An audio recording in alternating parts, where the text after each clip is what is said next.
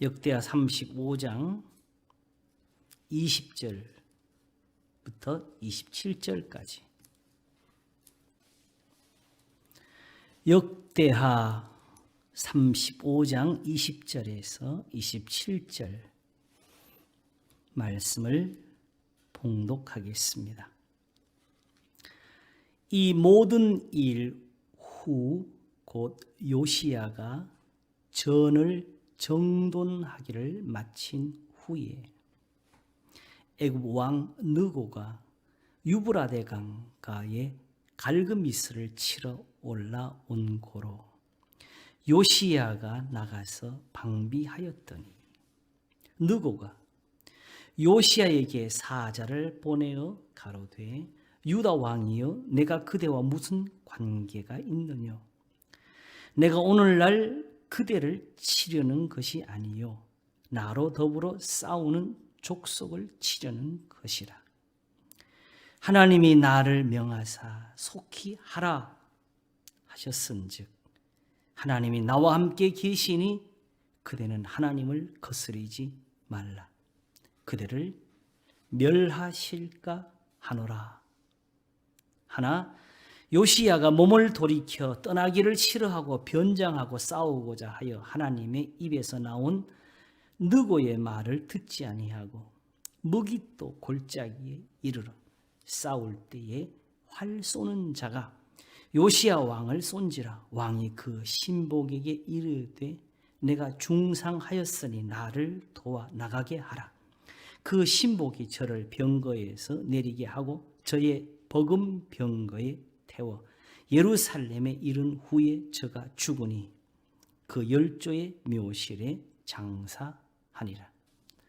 온 유다와 예루살렘 사람들이 요시야를 슬퍼하고 예레미야는 저를 위하여 애가를 지었으며 노래하는 남자와 여자는 요시야를 슬피 노래하니 이스라엘의 규례가 되어 오늘날까지 이르렀으며 그 기사는 애가 중에 기록되었더라.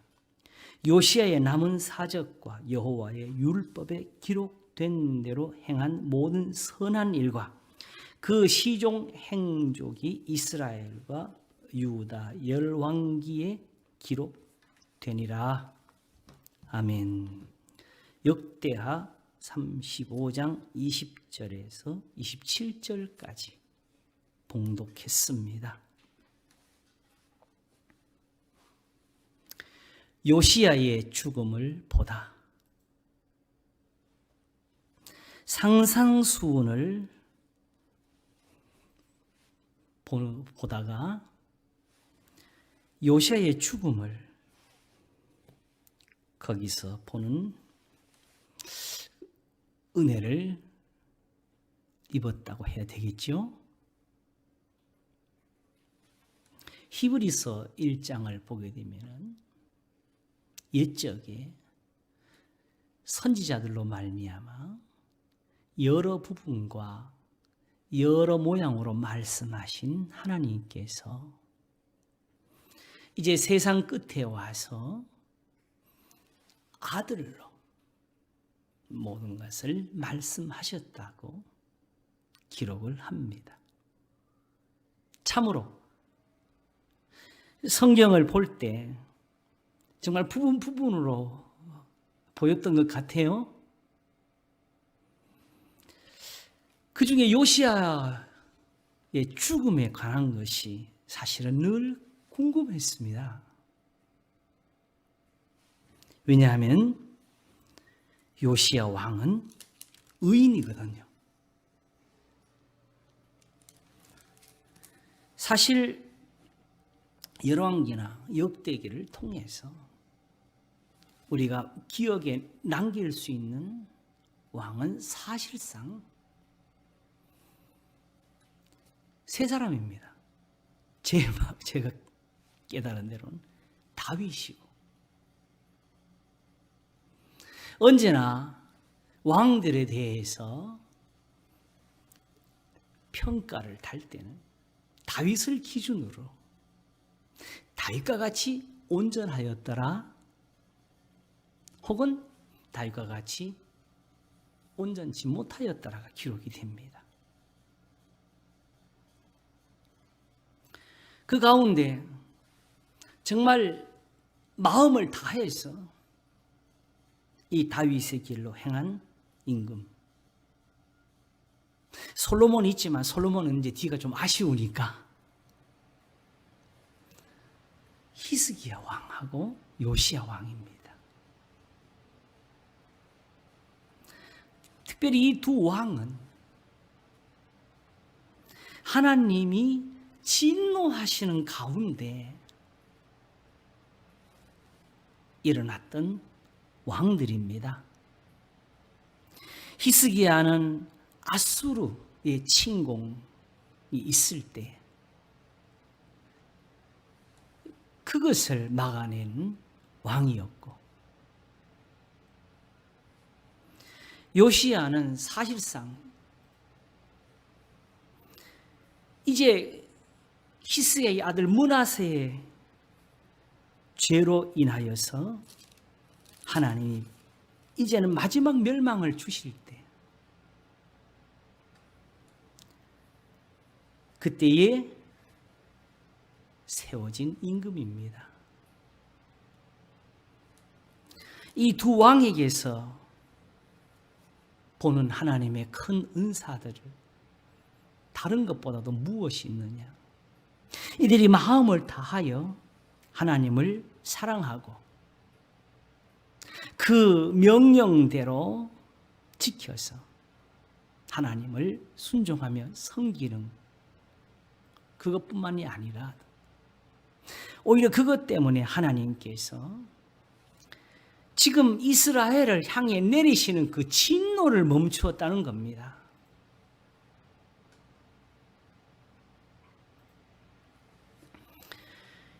히스기야가 살았을 동안에 아수르에게서 건짐이 되고 그가 살 동안에 태평이 있어도 하나님의 진노가 그쳐진 건 아니었습니다.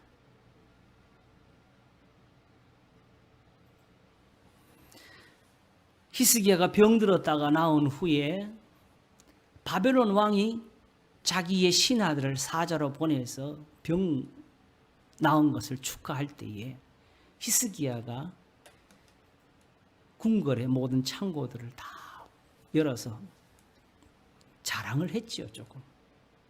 그러나 그것 때문이 아니고 본래 하나님께서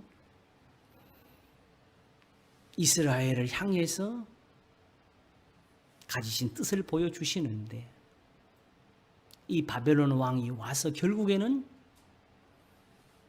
성전도 헐고 예루살렘도 왕궁도 다 헐고 지금 네가 보여주었던 저 물건들을 다 가져갈 거다. 그리고 너의 아들들, 너의 자손들 중에서 잡아서 자기의 신하로 삼을 거다. 그때 히스기야는 선지자의 말을 듣고 말씀드리기를, 이사야지요, 당신의 전한 바 여호와의 말씀이 선합니다 그랬습니다. 왜 선할까요? 그 근거를 거기다가 있는데, 그러나 나의 살 동안에는 태평이 있으리니 어찌 선하지 아니하리요 합니다. 무슨 뜻입니까? 우리 아들들은 다 망해도 나만 잘 되면 되지 뭐 이겁니까? 그럴 리가 없지요.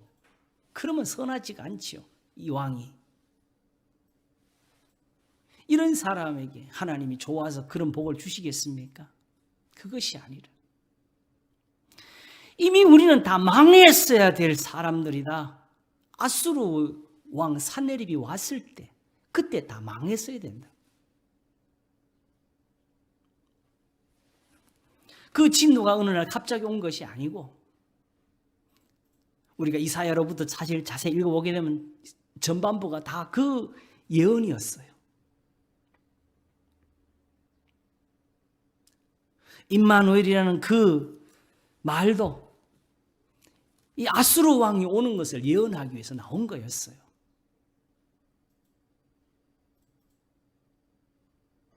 그게 예수님에게 직접 관련된 것이 아니었습니다. 그래서 이사야가 40장을 기준으로 두 개로 나누어진 것처럼 보이는데 궁극적인 것은 바벨론에 의해서 망하는 겁니다. 그걸 깨닫게 하기 위해서 이사야가 살았을 때 그가 예언한 게 다 이루어진 것을 먼저 쓰고 내가 말한 게 다 이루어졌지 않느냐? 하나님 말씀이 이렇게 다 이루어졌지 않느냐? 아수르 왕이 온 것까지. 그러므로 앞으로 바벨론 왕위에 망하는 것도 이루어질 것이다. 그러므로 너희들이 다시 하나님 말씀을 듣고 돌아오라고 전하는 게 이사야 전부가 되지. 두 권을 합해놓은 거 아닙니다.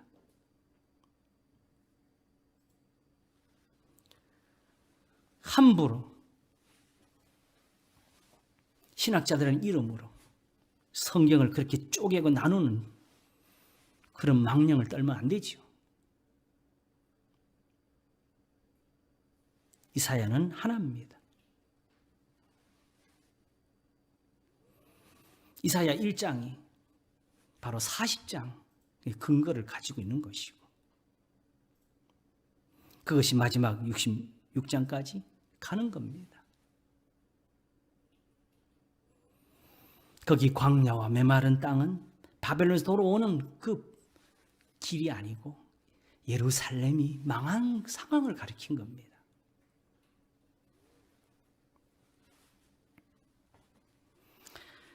자, 어찌되었든 이렇게 해서 사실은 벌써 망했어야 될 나라가 히스기야라고 하는 이 작은 사람 하나가 나와서 마음을 다하여 하나님을 찾았더니 하나님이 들으시고 전쟁도 없이 포위한 군대를 다 죽이셨고 그 왕은 돌아가서 그 아들들에게 죽임을 당하게 했습니다.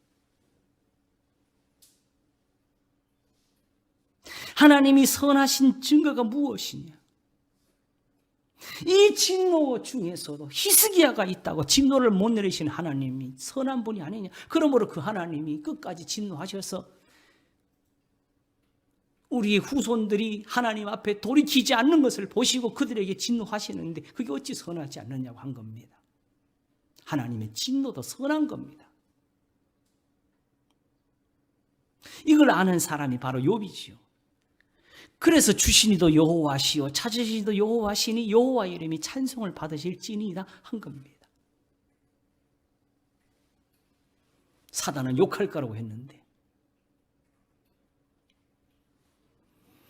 그래서 하나님이 선하심을 가지고 말을 한 것이 그 아내에게 답하여 하나님을 욕하고 죽으라는 그 말에 대해서 우리가 하나님께 복을 받았은지 하도 받아야 되지 않겠냐고. 선하신 분이라고.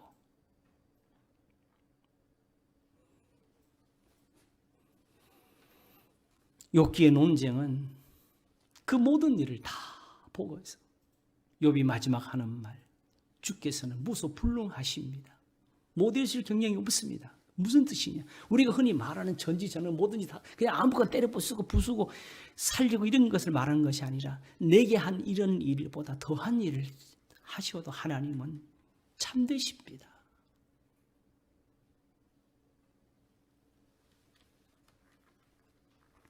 우리는 욥에게 일어난 일을 보면요, 항상 고난만 생각해요. 그래서 욥을 생각하면 나도 저런 고난을 받을까 그 두려움이 먼저 떠오르지요. 그와 같이 요시야에게 일어난 일이 우리에게 어떻게 다가오는지 그 고민을 한번 가져보는 것도 좋습니다. 왜 욥을 보면 항상 고난이 먼저 떠오르지요? 성경은 가장 자비하신 자를 말하는데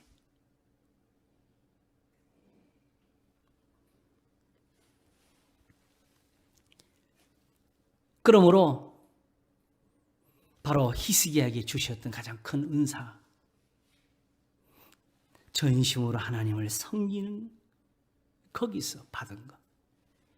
히스기야가 사는 동안에는 태평이 있을 것이다. 그리고 그 하나님의 말씀대로 다시 진노가 계속되고 있고, 이스라엘은 계속해서, 유다는 계속해서 멸망의 길을 갑니다. 사실상 이제 그 후의 아들들은 계속 이제 바벨론 왕으로부터 고난을 받습니다. 요시야가 사실상 마지막 왕과 같이 나타나는데, 그가 또 나타나서 히스기야처럼 마음을 다해서 하나님께로 돌아갑니다. 그동안에는 하나님을 섬김이 없어서인지 성전이 쉽게 말하면 청소도 안 돼 있어. 하나님의 성전을 정리하는 중에 거기서 율법을 발견했고, 그러니까 율법책이 거기 하나 어디 하나 숨어있다 나온 거예요.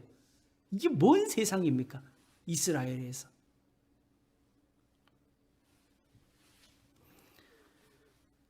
그 율법의 말씀을 듣고는 옷을 찢으면서, 여기에 기록된 대로 이미 재앙이 다 임하였도다.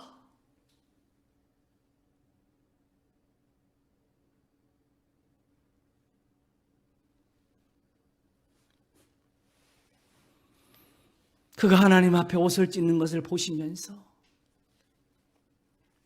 사실 마음을 찢은 거지요. 하나님이 말씀하시기를 요시야가 살 동안에는 이 재앙이 임하지 않을 거라고.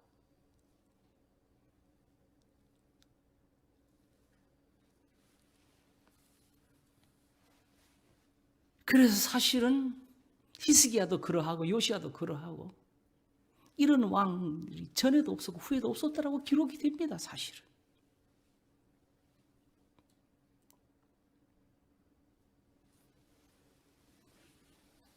근데 오늘 본문이 이 모든 일 후에 곧 요시야가 전을 정돈하기를 마친 후에 애굽 왕 느고가 유브라데 강가에 갈그미스를 치러 올라온 거로 요시야가 나가서 방비하였더니, 애굽 왕이 요시야를 향해서 나 너하고 싸우려 온 게 아니다. 나로 더불어 싸우는 저 족속들을 치려고 하는 것이다. 하면서 무슨 말을 했느냐? 하나님이 나를 명하사 속히 하라고 했다. 이게 말이 됩니까?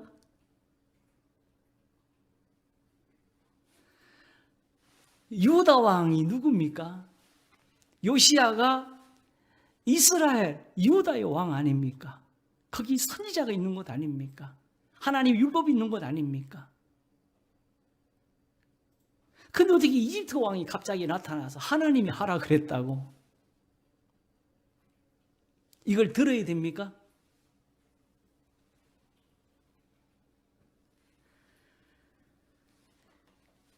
하나님이 나를 명하사 속히 하라 하셨은즉 하나님이 나와 함께 계시니 그대는 하나님을 거스리지 말라. 그대를 멸하실까 하노라. 어떡할까요? 사실은 이 예언을 전하는 것이 예레미야입니다.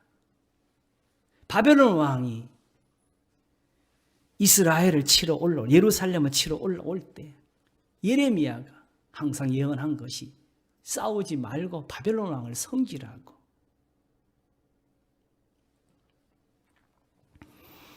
그래서 당시의 왕이나 신하들은 예레미야를 그냥 죽이려고 했지요. 요즘 시대에 그런 예언을 하게 되면 그냥 완전히 매국노지요.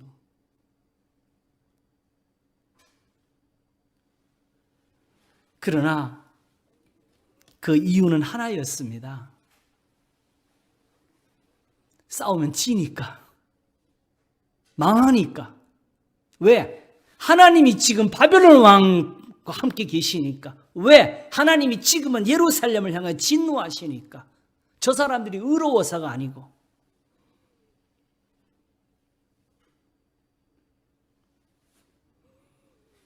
그래서 다른 선지자는 예언할 때 하나님이 저 군대와 함께 계신다. 저기 소리를 내고 막 시키마냥 돌격돌격 하는 분이 하나님이시라고.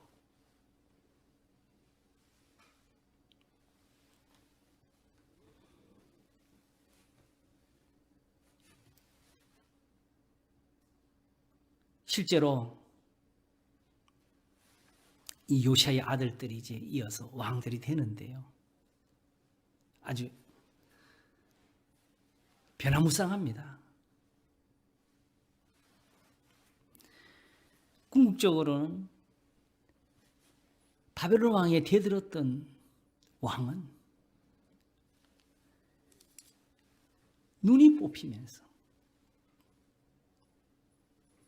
시련을 겪고 곱게 그 왕, 바벨론 왕에게 항복을 했던 왕은 훗날 바벨론에 잡혀간 후 가서 바벨론 왕에 의해서 사실은 대우를 받습니다. 바벨론 왕이 자기의 모든 신하들보다 높여서 대우를 해주더래요.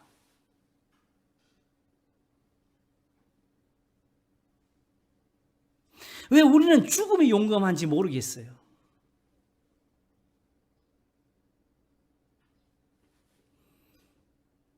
함부로 순교를 갖다가 한 데도 넣지 마세요.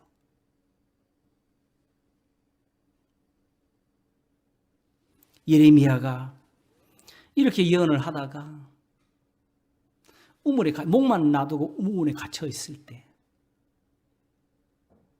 시드기야의 왕이 와서 가만히 정말 하나님 말씀 정말 들려달라고 부탁할 때 예레미야가 부탁한 말은 왕이여 나를 죽이지 마소서였습니다.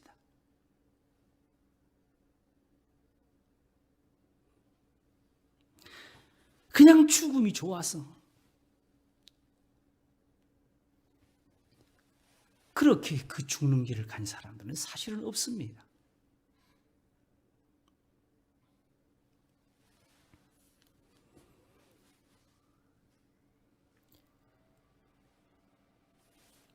하나님께서 과연 이집트 왕과 함께 계셨을까? 이걸 어떻게 믿지요? 성경은 어떻게 가르치지요? 이사야 8장을 보게 되면 제잘거리며 신접한 자의 말을 듣지 말라고, 무엇이든지 하나님께 물으라고. 그게 뭐냐? 무엇이든지 이 율법의 말씀에 맞지 않는 것은 다 그것을 듣는 사람들 하여금 흑암의 저주로 들어가게 한다고. 너무 캄캄하고 빛이 없어서 죽으면서 하나님을 원망하게 된다고. 하나님이 어디 있느냐 하게 된다고.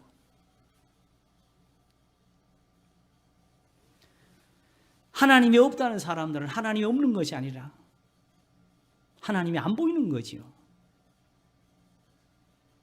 정말은 두려워해야지요.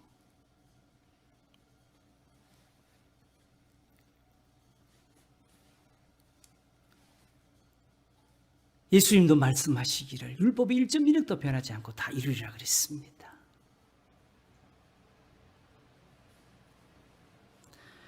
신명기 23장 1절에서부터 보게 되면 어떤 예언하는 사람이 일어나서 그 사람이 예언하는 대로 꿈꾸는 대로 모든 것이 이룰지라도 그 사람의 말을 믿지 말라고 했습니다. 그가 말하는 대로 기적이 다 일어나도 궁극적으로 그가 말하는 것에서 다른 신이 나오게 되면 믿지 말라고. 다른 신이 무엇이냐? 간단해요. 모세가 시내산에 올라갔을 때 아론이 금송아지 만들어 놓고 그걸 여호와라 그랬어요. 하나님이라고 하는데 다른 하나님이 되고, 예수님이라 하는데 다른 예수가 되고, 영인데 다른 영이 나와. 이미 고린도 교회에서 그게 나왔지요.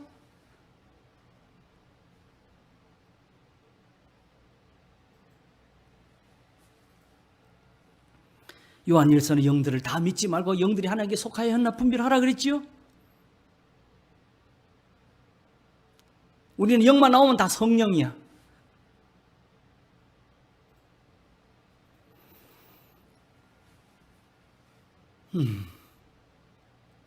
그러므로 본질적으로 아무나 나타나서 하나님이 나에게 말씀하셨다, 절대로 믿으면 안 됩니다. 내가 계시를 받았다, 믿으면 안 됩니다. 어찌만 꿈에 말씀하셨다, 믿으면 안 됩니다. 내 꿈에 보였다, 말도 하지 마세요.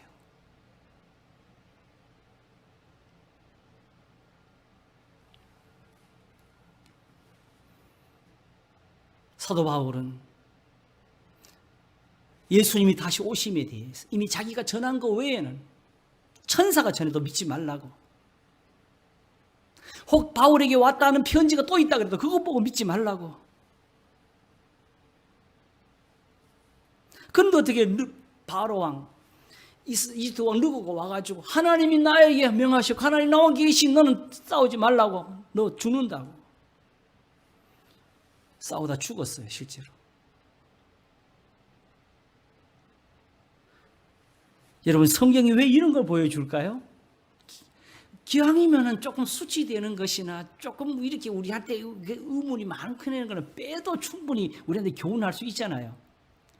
우리가 그냥 여기에 집중을 하고 생각을 모아도 풀기가 어려운 이 어려운 것들을 왜 여기다 넣었어요?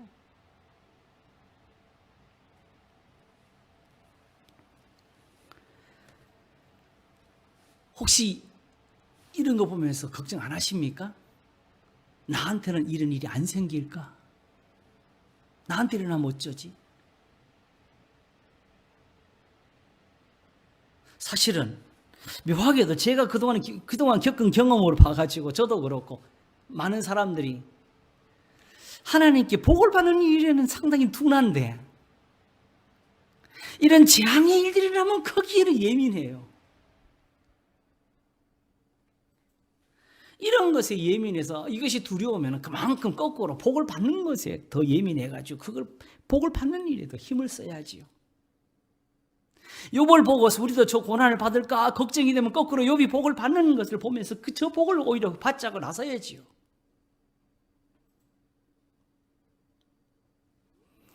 아브라함에게 의로 여기시다 기록된 것은 아브라함을 위한 것이 아니요 의로 여기심을 받아 우리도 위한 것이니 곧 예수 우리 주를 죽은 자 가운데 살리시는 믿는 자들에게도라 그랬습니다. 제가 총신 신대원을 졸업할 때 그 쓴 논문 중에 제가 이걸 적었어요. 예언에 대해서. 예언은 우리가 생각하는 대로 구약에서 그냥 선지자들 이사야, 예레미야 이래서 보는 것이 아니라고. 이사야, 예레미야도 거꾸로 이렇게 봐야 된다고. 그걸 가지고 지금 이 시대에 와서 계시록처럼 맞춰가지고 공식을 풀면 안 된다고. 이사야는 그 시대 사람들을 위해서 말한 거라고. 예언은 그 예언이 나오게 된 배경이 있습니다. 역사적인 겁니다.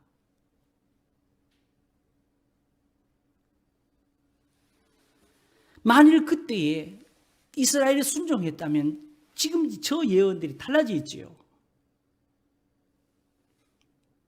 이와 같이 이사야만이 예언이 아니고 아브라함도 선지자가 되는 것이 아브라함에게 일어났던 일이 우리에게도 일어날 수가 있습니다.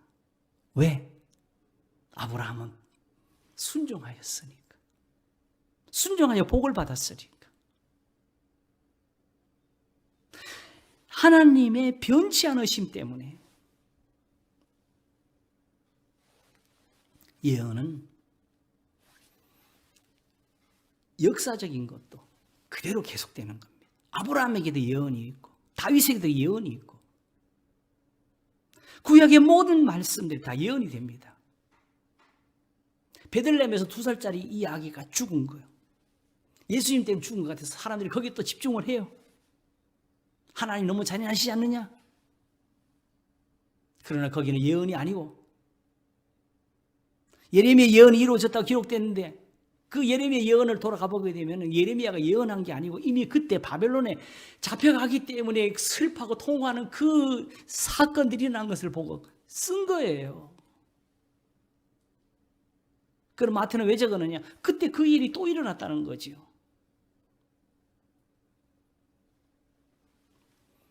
똑같은 일이 똑같은 곳에서 생깁니다. 하나님은 변치 않으시니까, 참되시니까. 그래서 하나님의 말씀을 너희에게 이루고 너희를 인도하던 자들을 자세히 살피고 그들의 종말을 보면서 그들의 믿음을 본받으라고. 예수 그리스도는 어제나 오늘이나 영원토록 동일하시다고. 고린도 교회에는 바로 출애굽의 그 역사를 가리키면서 다 세례를 받은 사람이라고, 그들을 따른 그리스도로 말미암아 반석에서 물을 먹었다고 하면서 이 모든 것들이 말세를 많은 우리들을 위한 거울로 기록이 되었다고. 저 사람처럼 가늠하지 말자, 저 사람들처럼 원망하지 말자.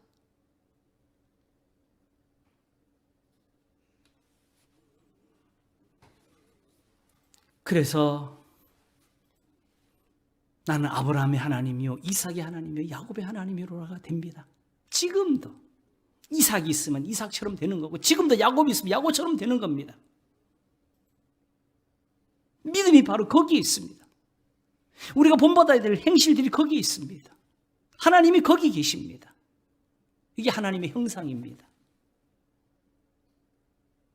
예수님에게 그것이 있어서 그리스도는 하나님의 형상이란 겁니다.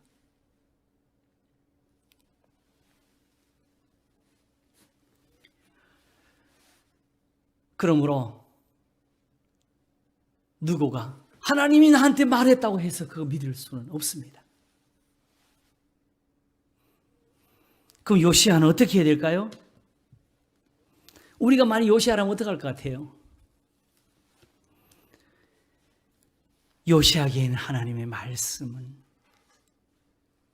사실은 예레미야가 가지고 있었습니다. 바벨론에게 멸망을 받은 후에 쑥과 담즙을 먹는 것 같다고, 이제는 끝난 것 같다고 하면서도 아직도 하나님의 자비하심이 있다고. 입을 티끌에 댈지어다. 뺨을 때리는 자를 향하여 수욕으로 배불릴지어다.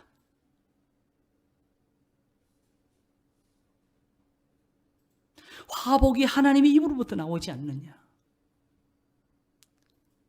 우리가 우리의 행위를 조사하고 하나님께로 돌아가자. 마음과 손을 아울러 하나님께 들자. 잡혀간 포로들에게는 거기서 밭을 갈고 거기서 자식들을 낳고 거기서 결혼을 시키고, 그리고 너희를 잡아간 그 나라가 평안하도록 기도하고 힘을 쓰고,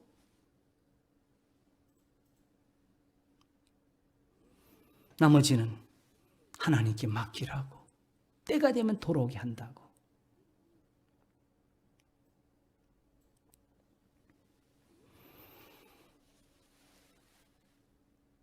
열왕기를 보면요, 같은 곳에서 이 요시야가 죽는 곳에서 바로 거기 붙여 적는 말씀이 있습니다. 유다를 향한 하나님의 진노가 끝나질 않았다고. 비록 요시야가 마음을 다해 하나님께로 돌아왔다고 해서, 그가 사는 생전에는 이 재앙이 내리지 않는다고 해서 그게 요시야의 힘으로 그의 군대가 많아서 지킨다는 뜻은 아니었습니다. 지금은 진노의 시간이었고, 지금은 재앙이 아직도 남아있는 시간이었고, 그러므로 여전히 요시야의 나라는 약했습니다.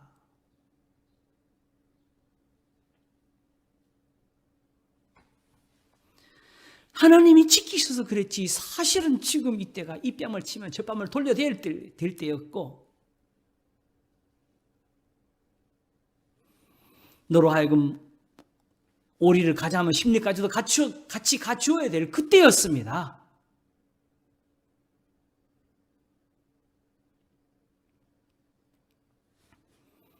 만일에 그가 정말로 하나님을 의지해서 이게 하나님의 뜻이라고 이건 내가 싸워야 될 싸움이라고 했었으면 그가 왜 변장을 하고 싸웠겠어요?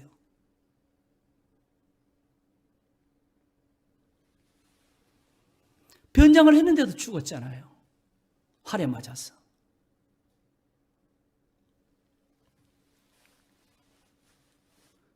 사실은 지금은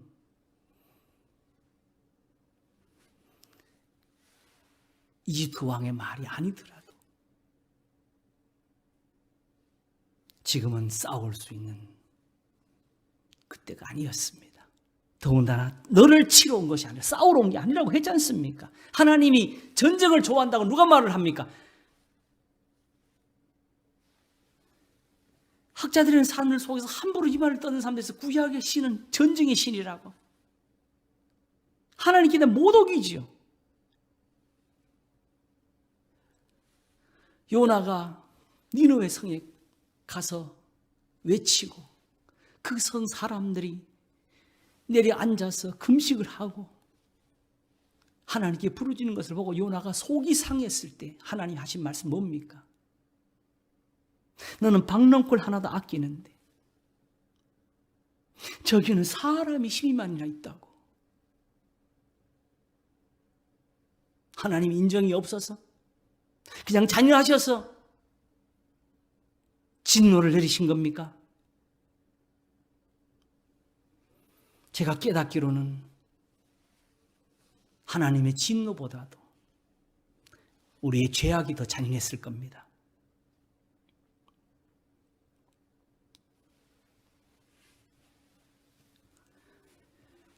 이 말씀이 예수님에게서 이제 보이는 이유가 무엇이냐?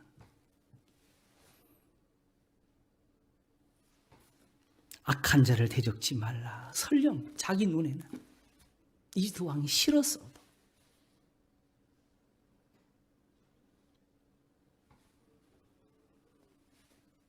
지금은 싸울 수가 있는 때가 아니었던 것이지요. 이런 일이 일어나게 되는 경우는 성경에서 대체적으로 사단이 대적하는 배경도 함께 가지고 있습니다. 사무엘하와 역대상에서 끝에 나오는 것처럼 하나님이 예루살렘을 향하여 진노하십니다. 이스라엘을 향해 진노하시는데 결국 거기에 다윗이 인구조사가 들어가게 됩니다. 함께 기록하기를 사단이 일어났다 그랬습니다.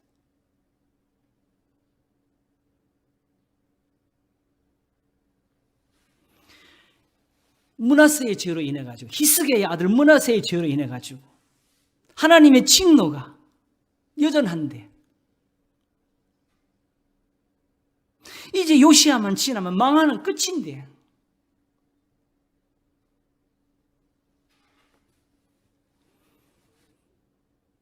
이 순간에 요시야가 있어서 그 재앙을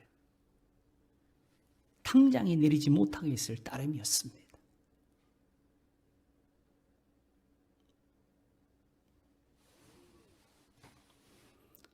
그러므로 어쩌면은 우리 속에도 있을 만한 그런 유혹이 있었을지도 모르겠습니다. 싫었겠지요. 비굴한 게 싫었겠지요.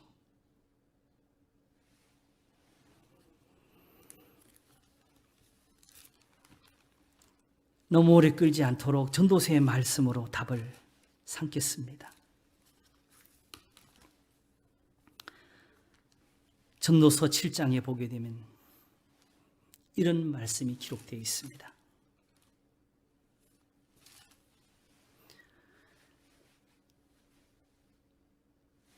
하나님이 행하신 일을 보라.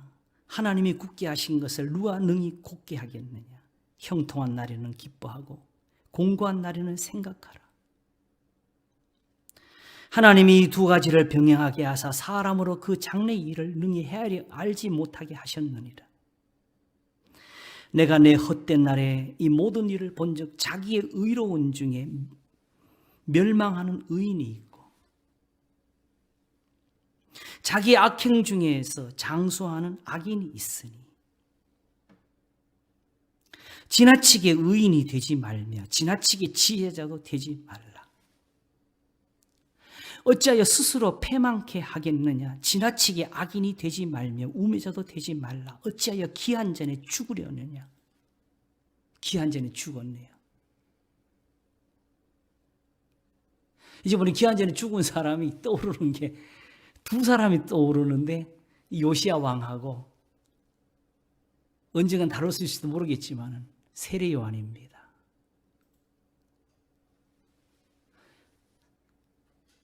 사실은 이 요시야를 볼 때 세례 요한이 같이 떠올랐어요. 두 죽음이.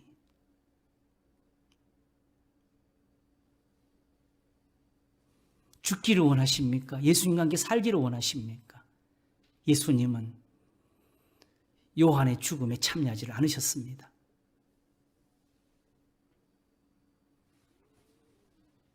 오히려 요한이 옥에 갇혀서 오실 그이가 당신이니까 우리가 다른 일을 기다려야 되니까 할 때에 나로 인하여 실족지 않은 사람 복이 있도다 하셨습니다. 자, 헤롯이 불의를 행했습니다.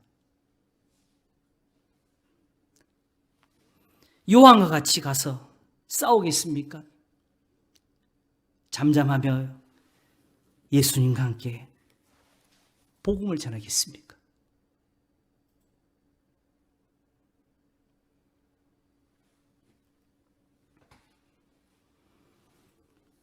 너는 이것을 잡으며 저것을 놓지 마는 것이 좋으니 어떻게 해야 될까요? 하나님을 경외하는 자는 이 모든 일에서 벗어날 것이며 벗어난 게 좋지요. 기하임 요시야가 좀 더 살아서 이스라엘 유다 왕이 되는 게 좋지요.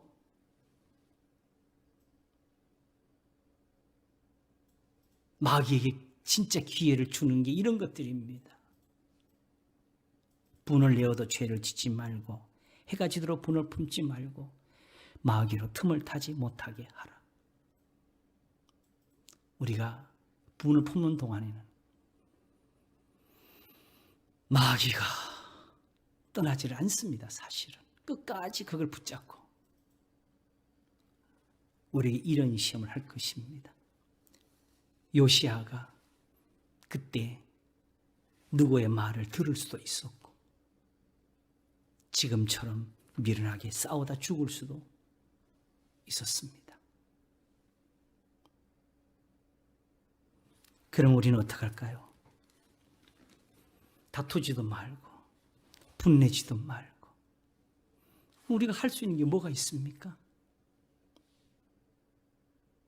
이 모든 말씀을 담아서 우리에게 전해주는 말씀이 비로소 이것이었습니다.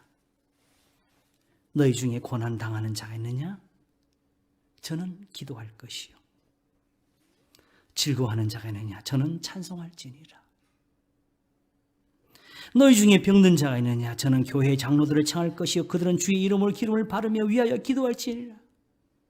치료받는 게 죄가 아닙니다. 거기에 기도가 함께 있는 것이죠. 믿음의 기도는 병든 자를 구원하리니 주께서 저를 일으키시리라. 혹시 죄를 범하였을지라도 사심을 얻으리라. 베데스다 목가에 38년 된 병자를 낫게 하셨을 때 저로 하여금 따로 네 죄 사함 받아내니 하지 아니하셔서도 저의 죄가 사함 받았다고 가르쳐 주셨습니다.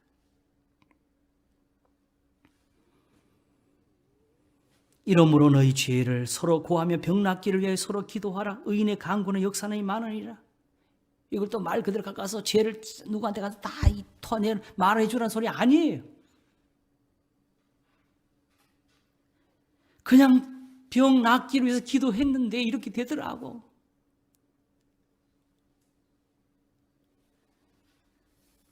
그러니 하나님 앞에 구하라는 뜻이죠. 그 기도가 얼마나 복이 되겠냐고. 엘리야는 우리와 성정이 같은 사람이로되 저가 비 오지 않기를 간절히 기도한 즉 3년 6개월 동안 땅에 비가 아니오고 다시 기도한즉 하늘이 비를 주고 땅이 열매를 내었느니라.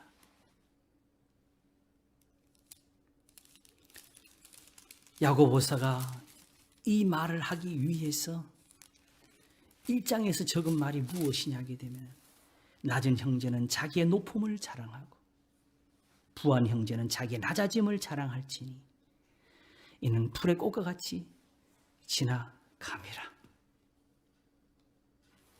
오직 하나님을 경외함이 무엇이냐? 우리 예수님을 믿고 그 예수님이 가르치신 대로 하나님을 의지하며 기다리는 겁니다. 거기에 기도가 더하는 겁니다. 아무것도 할 수 없으면 싸우지 말고 기도하십시오. 분내지 말고 하나님을 찬송하십시오.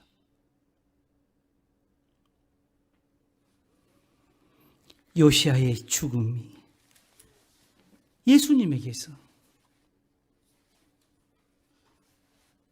보이니까 하나님이 왜 요시아의 죽음을 보였는지, 왜 성경이 이걸 기록했는지도 이제 함께 깨닫게 됩니다. 너도 이렇게 죽을 수 있다는 거죠. 성경의 모든 기록은 다 예언입니다. 아브라함에게 의롭다 여겨졌다 기록된 것이 우리를 위한 것처럼 요시아에게서도 같은 것을 보면서 오늘 혹 우리 입의 말에, 우리의 생각에, 우리의 분냄에, 우리의 행실에 이런 것이 있을까? 우리가 두려워할 것입니다. 그리고 하나님을 경외하는 자는 이 모든 것에서 벗어나였으니 다만 예수님을 의지하며 그 말씀을 순종할 것입니다. 이게 믿음입니다. 믿는 자는 영생을 얻었습니다. 기도하겠습니다. 하나님 아버지 감사합니다. 우리에게 영생을 주셨나이다. 곧 아브라함에게 주신 믿음이고 이삭과 야곱에게 베푸신 긍휼과 사랑이고 이스라엘을 위해서 신의 산에 배우셨던 그 진리입니다.